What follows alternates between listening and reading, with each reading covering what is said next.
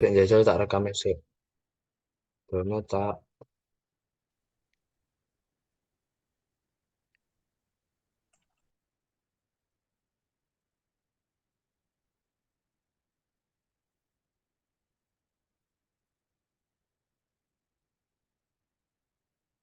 Oke, sebelumnya Assalamualaikum warahmatullahi wabarakatuh.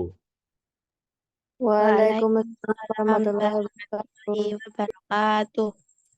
kembali lagi bertemu dengan saya. Kali ini kita akan mempelajari materi olahraga akuatik, yaitu renang atau bahasa Inggrisnya yaitu swimming pool, swimming.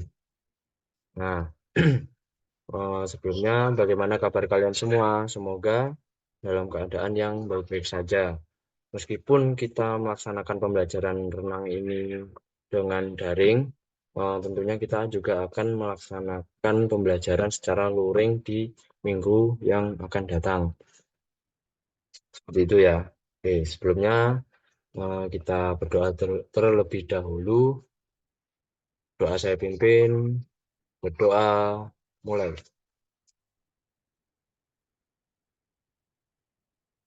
Selesai.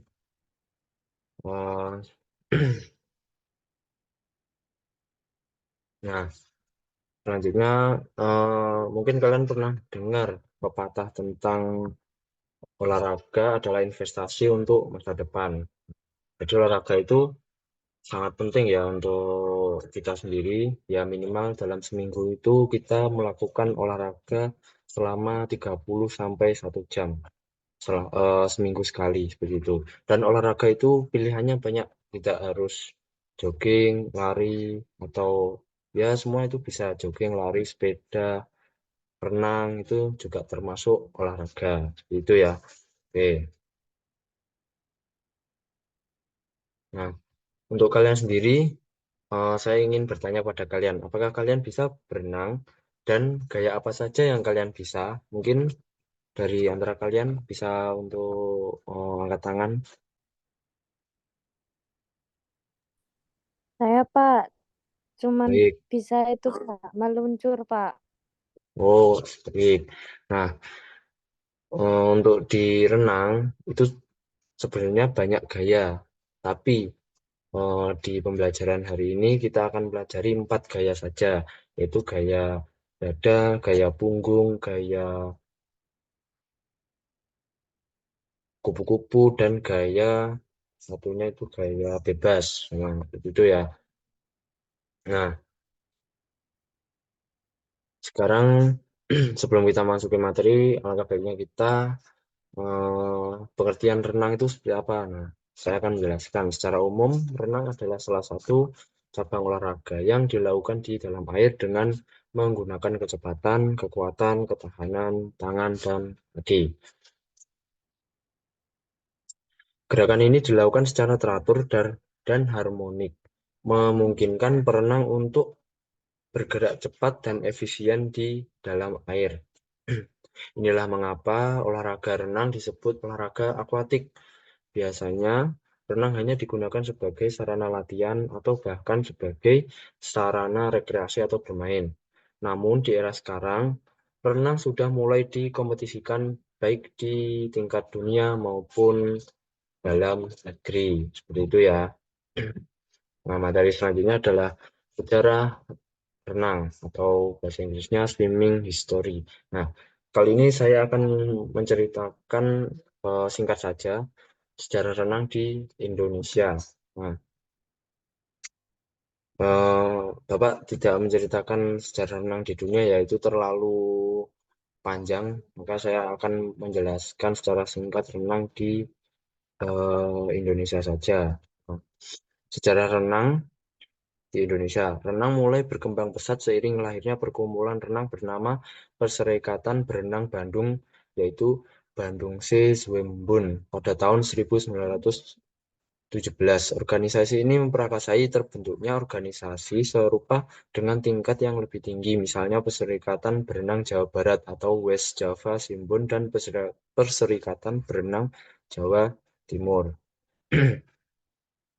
Nah, kolam kolam renang pertama di Indonesia adalah Cihampelas yang terletak di sisi jalan kecil Cihampelas, yaitu Jalan Taman Hewan yang menghubungkan Lembangweg atau Jalan Cihampelas dan Giselweg Jalan Taman Sari, Bandung, Jawa Barat. Itu ya.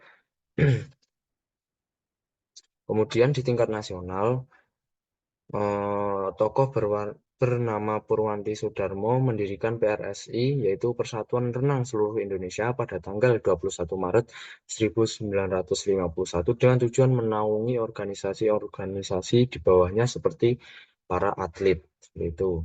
Nah, PRS ini berperan dalam pembinaan dan pelatihan atlet baik tingkat regional maupun nasional. Tidak hanya itu, PRSI juga menyediakan pelatihan pada wasit dan juri untuk meningkatkan kualitas sebuah kompetisi. Tuh, nah itu jadi sejarah singkat dari eh, olahraga renang di Indonesia ya. Oke, lanjut. Nah, ini selanjutnya adalah materinya various swimming style, yaitu variasi dalam berenang. Gayanya, maksudnya gaya berenang itu ya. Yang pertama itu gaya bebas atau freestyle, dan gaya dada, breaststroke, gaya punggung, backstroke, dan yang terakhir adalah gaya kupu-kupu. Untuk gaya bebas itu gaya yang paling terkenal dan paling efisien. Cara melakukannya dengan memposisikan tubuh telungkup, kaki menendang dengan gerakan naik turun yang cepat, padat, dan lengan bergerak dalam pola yang terus-menerus dan bergantian. Itu adalah gaya bebas. Selanjutnya adalah gaya dada. Gaya ini adalah gaya kompetitif paling lambat, umum dipelajari dan sering diajarkan kepada perenang pemula. Cara melakukannya bergerak antara posisi yang lebih horizontal dan ramping dan posisi pemulihan lebih vertikal, di mana perenang menarik tubuh keluar dari air untuk bernafas. Kaki melakukan tendangan cambuk atau katak simetris, dan lengan bergerak mengikuti pola simetris seperti segitiga. Itu ya. Dan yang selanjutnya adalah gaya punggung. Nah, gaya ini mirip dengan gaya bebas, tetapi dilakukan dengan kaki menendang dan lengan bergerak dalam pola bergantian. Tubuh berguling sedikit dari sisi ke sisi saat setiap lengan menarik ke bawah air, tetapi kepala tetap dalam posisi netral, menghadap ke atas, memungkinkan bernafas dengan mudah, yaitu contohnya cara melakukan gaya punggung ya. Dan yang terakhir adalah gaya kupu-kupu. Nah, gaya ini dilakukan dalam posisi tengkurap horizontal menggunakan gerakan gelombang seperti eh, mengayun ke depan seperti itu. Tangan membuat bentuk jam pasir di bawah air saat ditarik ke arah pinggul, lalu keluar dari air dan memulihkan posisi yang diperpanjang dengan perputaran ke depan tepat di atas permukaan air. Kaki melakukan tendangan seperti lumba-lumba dengan jari kaki lancip. Nah, jadi itu macam-macam gaya dalam berenang ya. Jadi ada 4. Sebenarnya ada banyak, cuma kita akan pelajari khusus 4 ini saja. Oke. Nah, materi selanjutnya adalah perlengkapan berenang. Nah, untuk perlengkapan berenang sendiri itu ada ada 7. Yang pertama, baju renang atau baju renang yang biasanya itu dipakai oleh kaum wanita, dan yang celana renang itu biasanya dipakai untuk yang laki-laki atau yang pria. Itu ya. Tujuannya untuk memudahkan kita dalam melakukan berenang. Jadi baju itu tidak apa ya namanya, tidak gampang apa gampang apa namanya itu, ya seperti itulah, gampang copot. Nah, yang kedua adalah kacamata renang. Nah, fungsi kacamata renang ini sendiri untuk melindungi mata eh,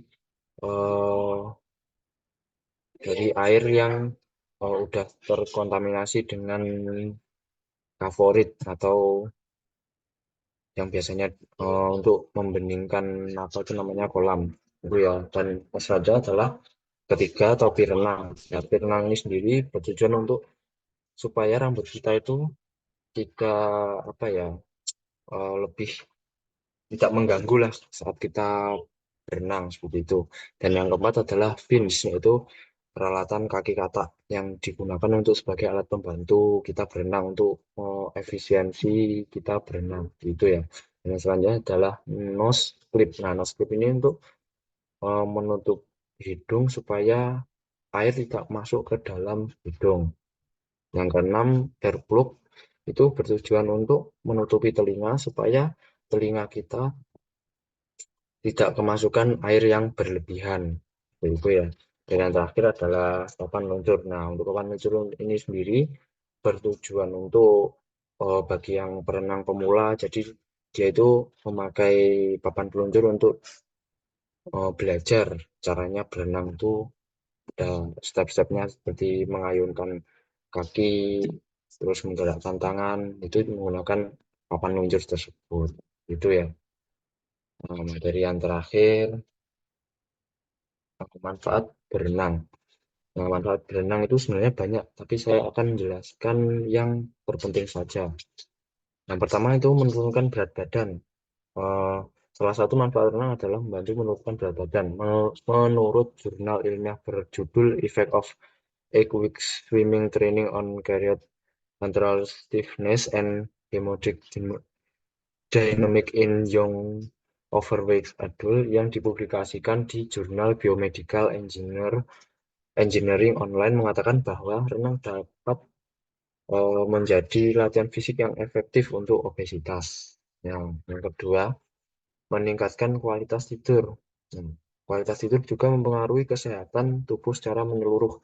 Rutin berenang ternyata bisa membantu memperbaiki kualitas tidur. Informasi ini termuat dalam studi berjudul Aerobic Exercise Improve Self-Report Sleep and Quality of Life in Older Adults with Insomnia yang dipublikasikan di jurnal Sleep Medicine. Itu ya. Dan yang ketiga adalah memperkuat kerja organ paru dan jantung. Nah, jantung yang terjaga kesehatannya bisa kamu dapatkan dari rutin berolahraga renang contohnya. Berenang dapat membantu kesehatan jantung dan paru-paru. Olahraga ini meningkatkan sirkulasi darah serta memperkuat otot-otot pada jantung sehingga dapat meningkatkan kemampuan tubuh dalam menggunakan atau menyerap oksigen. Dan yang keempat adalah meningkatkan kinerja otak. Olahraga secara umum berkaitan dengan peningkatan kognisi. Nah, dalam sebuah penelitian kecil di Psikologi Report, peserta yang melakukan renang intensitas sedang selama 20 menit dapat memproses informasi visual dan merespon lebih cepat pada tes kognitif setelah berenang. Dan yang terakhir adalah membangun massa otot. Nah, manfaat berenang sendiri yaitu membentukkan massa otot sebab aktivitas renang melibatkan hampir seluruh bagian tubuh dan memerlukan otot-otot yang melawan terkena air. Inilah sebabnya mengapa berenang dapat membantu meningkatkan fleksibilitas dan pertumbuhan massa otot dalam tubuh. Nah, mungkin itu sekian dari paparan saya terkait dengan materi pembelajaran renang pada kali ini. Untuk minggu selanjutnya, kita akan praktek langsung di kolam renang, yaitu dengan beberapa gaya yang sudah saya jelaskan tadi. Mungkin sebelum saya menutup presentasi kali ini, alangkah baiknya kita berdoa terlebih dahulu. Semoga apa yang kita semoga yang saya sampaikan eh, dapat bermanfaat untuk kalian. Berdoa mulai. Oke, selesai. Sekian dari saya. Wassalamualaikum warahmatullahi wabarakatuh. Kurang lebihnya saya mohon maaf. Waalaikumsalam warahmatullahi wabarakatuh. Terima kasih, Pak. Sama-sama. Terima kasih, Pak.